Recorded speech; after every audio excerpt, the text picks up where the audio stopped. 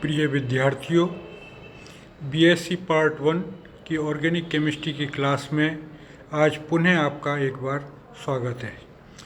पिछले video lectures में हमने कार्बनिक अभिक्रियाओं के प्रकार के बारे में पढ़ा था, यानी कार्बनिक अभिक्रियाएं कितने प्रकार की होती हैं।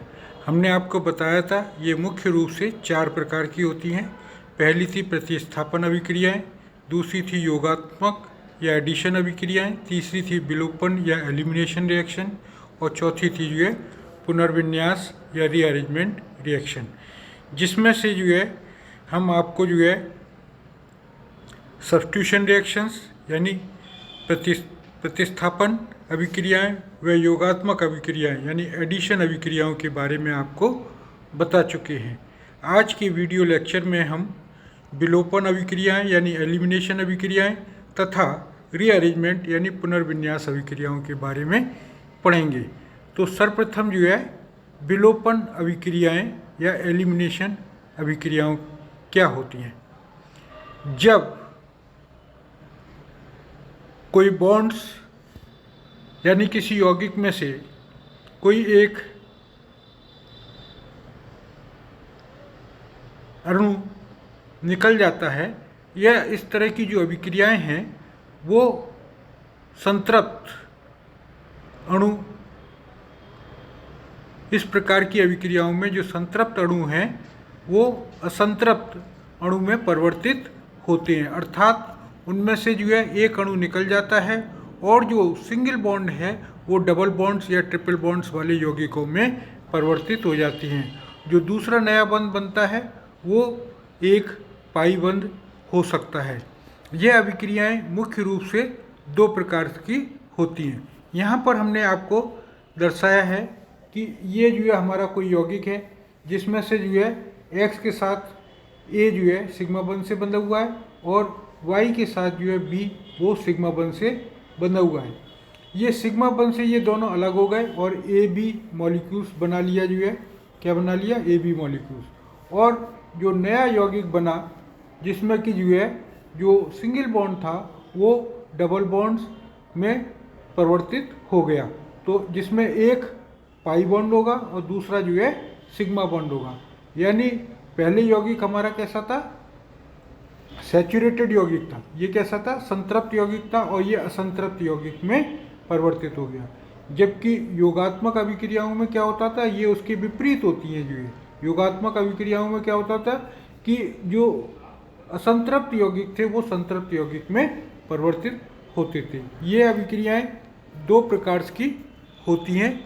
पहली जो है एक अणुक विलोपन अभिक्रियाएं अर्थात यूनिमॉलिक्यूलर एलिमिनेशन रिएक्शन, यानी इसमें क्या होता है कि जो तृतीयक एल्किल हैलाइड का विहाइड्रोहैलोजनीकरण क्षार की उपस्थिति में एक अणुक विलोपन अभिक्रिया द्वारा संपन्न होता है। एक तो होती है यूनिमॉलिक्यूलर एलिमिनेशन रिएक्शन और दूसरी होती है बाई मॉलिक्यूलर एलिमिनेशन रिएक्शन। इसमें एक अणु यानी केवल एक ही जो है X निकलता है, जैसे यहाँ पे जो दिखा रखा है जो है ये टर्शरी ब्यूटाइल हैलाइड से जो है जब इसकी क्षार की उपस्थिति में करते हैं तो ये X निकल जाता है और ये जो HX के रूप में निकल जाता है और हमें कंपाउंड्स मिलता है जो है CH3 डबल बॉन्ड CH2 यानी आइसोब्यूटीन जो है कंपाउंड प्राप्त हुआ। इसकी क्रियाविधि कुछ इस प्रकार से होती है। जो प्रथम पद है वो तो जो है स्लो स्टेप होता है, मंद पद होता है। जब क्षार की उपस्थिति में कराते हैं तो ये जो X है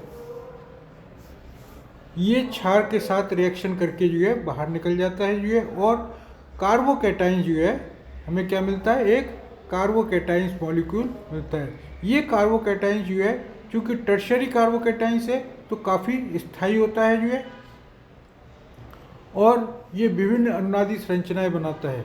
और फिर उसके बाद ये जो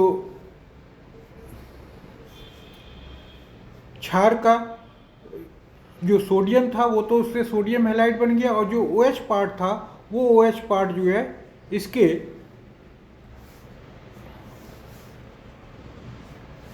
जो OH पार्ट था यानी क्षारीय भाग था, वो इसके एक जो मिथाइल ग्रुप था उस मिथाइल के हाइड्रोजन के साथ रिएक्ट करता है जो है, या उसको हाइड्रोजन के साथ जुड़ता है और एक H2O के रूप में बाहर निकल जाता है।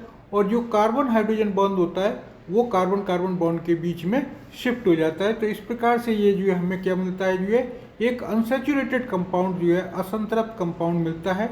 यानी इसको हम आइसोप्रीन भी कहते हैं, या आइसोप्रीन कॉमन नाम है जो है, वैसे इसका आइसोब्यूटीन भी कहते हैं। जो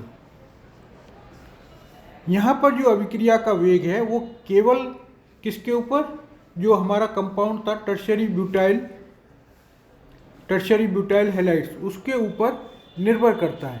इसलिए जो है इस अभिक्रिया को हम यूनिमॉलिक्यूलर कहते हैं। यानी अभिक्रिया की जो कोटि है वो एक होती है, अर्थात ये एक प्रकार से जो है यूनिमॉलिक्यूलर, यानी यूनिमॉलिक्यूलर का मतलब होता है केवल एक ही अभिकर्मक के ऊपर अभिक्रिया का वेग निर्भर करता है। तो ऐसी अभिक्रियाओं को यूनिमॉलिक्यूलर कहते हैं। चूंकि इसमें विलोपन हो रहा है इसलिए जो है एलिमिनेशन, तो इस प्रकार से ये कहलाएंगी अभिक्रिया एक अणुक विलोपन अभिक्रियाएं। दूसरी होती हैं जो है द्विअणुक विलोपन अभिक्रियाएं या बाई मॉलिक्यूलर एलिमिनेशन रिएक्शन। इस प्रकार की जो अभिक्रियाएं हैं वो एल्किल, यानी इसमें क्या होता है, उसमें तो टर्शियरी ब्यूटाइल लिया था, इसमें प्राइमरी एल्काइल हैलाइड्स लेते हैं जो है, और इसमें जो है दोनों की सांद्रता के ऊपर, यानी जो हमारा एल्कोक्साइड जो लिया हुआ है जो है सोडियम एथोक्साइड, इसके और ये हमारे एल्काइल ब्रोमाइड, दोनों की सांद्रता के ऊपर अभिक्रिया निर्भर करती है। यानी एल्काइल हैलाइड का क्षार उत्प्रेरित विहाइड्रोजनीकरण में अभिक्रिया का वेग एल्किल हैलाइड की सांद्रता के साथ साथ क्षार की सांद्रता के ऊपर भी निर्भर करता है। यानी जो दोनों अभिकर्मक हैं, यानी एक अभिकर्मक है और एक जो है रिएजेंट है, इन दोनों के ऊपर जो है अभिक्रिया का वेग निर्भर करता है। इसलिए इस अभिक्रिया को हम द्विअणुक विलोपन अभिक्रिया कहते हैं। फॉर एग्जाम्पल, जब हम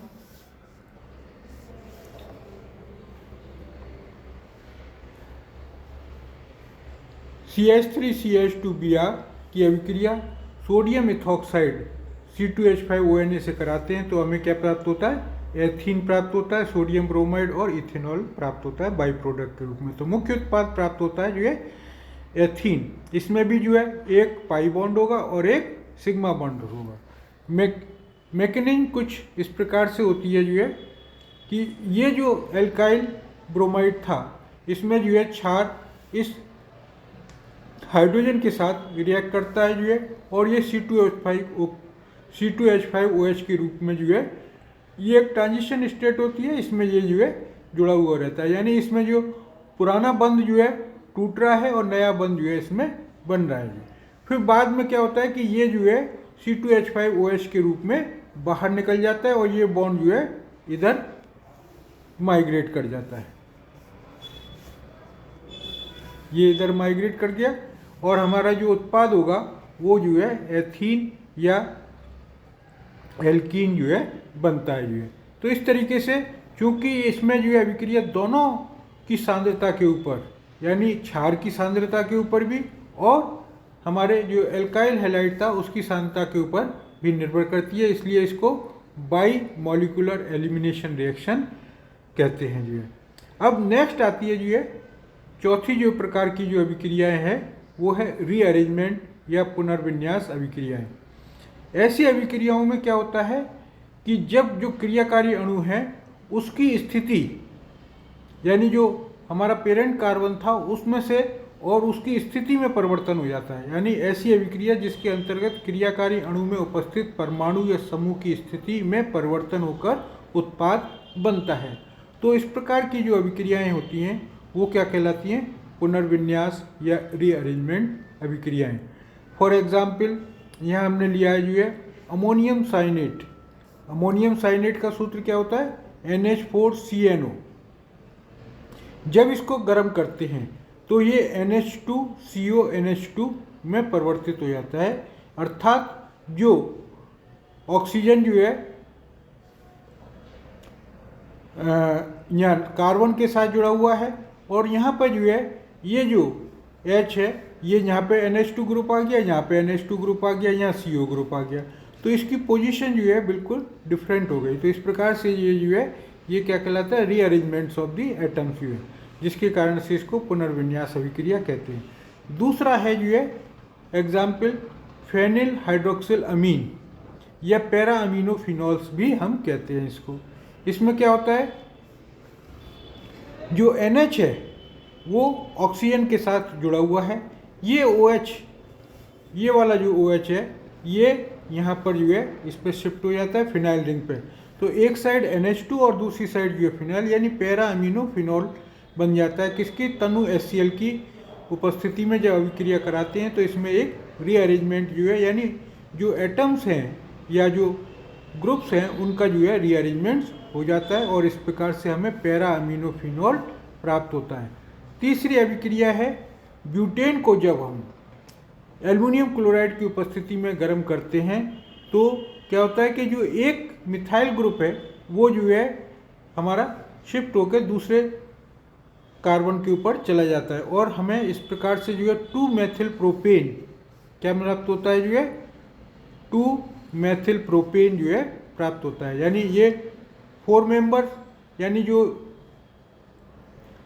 इनके जो पेरेंट कार्बन है इसमें कितने हैं, जो ये पेरेंट कार्बन यानी ये एक 4 कार्बन की श्रृंखला है और एक ये जो है एक 3 कार्बन की श्रृंखला है। यानी एक कार्बन जो है इसका यहाँ से इधर शिफ्ट हो जाता है, यहाँ से इधर शिफ्ट हो गया, जिससे ये जो है इसमें रीअरेंजमेंट्स हो गया जो है एटम्स का।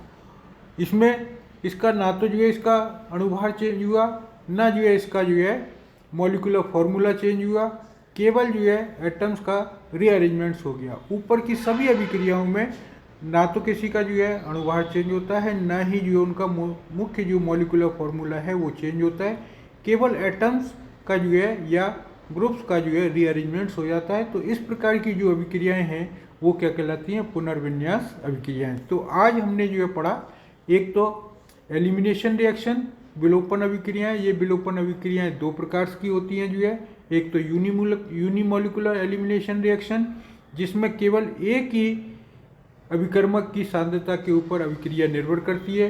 दूसरी प्रकार की थी द्विआण्विक विलोपन अभिक्रियाएं, यानी जिसमें जो है अभिक्रिया का वेग जो है दोनों अभिकर्मक की सांद्रता के ऊपर निर्भर करता है। और दूसरी प्रकार और जो नेक्स्ट अभिक्रिया थी रीअरेंजमेंट्स, उसमें मॉलिक्यूलर फॉर्मूला सेम रहता है, केवल जो है अणुओं की जो है पोजीशन जो है वो चेंज हो जाती है। तो इस प्रकार से ये जो है हमारा आज का जो लेक्चर था टाइप्स ऑफ ऑर्गेनिक रिएक्शंस के, इसमें हमने आपको 4 प्रकार की अभिक्रियाएं बता दी जो है, प्रतिस्थापन और एडिशन ये पिछले वीडियो लेक्चर्स में बताई थी। आज हमने जो है एलिमिनेशन और रीअरेंजमेंट्स रिएक्शंस के बारे में पढ़ा। धन्यवाद।